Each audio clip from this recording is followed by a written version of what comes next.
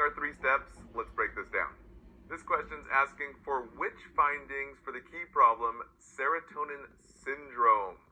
So we're thinking serotonin syndrome, too much nerve cell activity, agitation, as well as tremors that are increasing.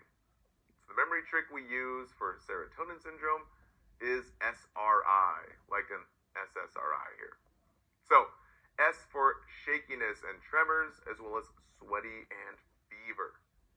And then R for rigid muscles, and then I for increased heart rate, as well as increased irritability.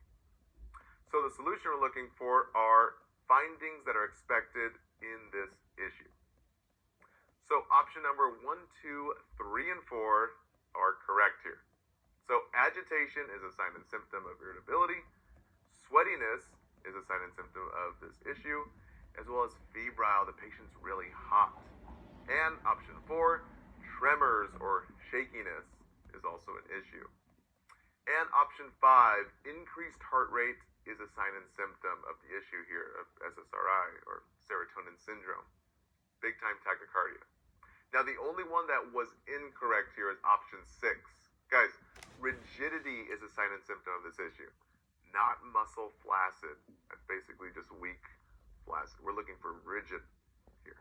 So to wrap this question up, remember serotonin syndrome from SSRIs, just think SSRI. S for shaky tremors, S for sweaty and fever, R for rigid muscles, not flaccid, and then I for increased heart rate, as well as irritability. Okay, that wraps it up. For more details and test tips, please see our rationale below. R for rigid muscles, not flaccid, and then I.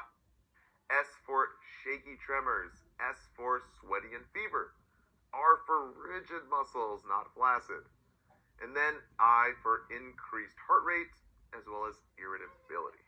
Okay, that wraps it up. For more details and test tips,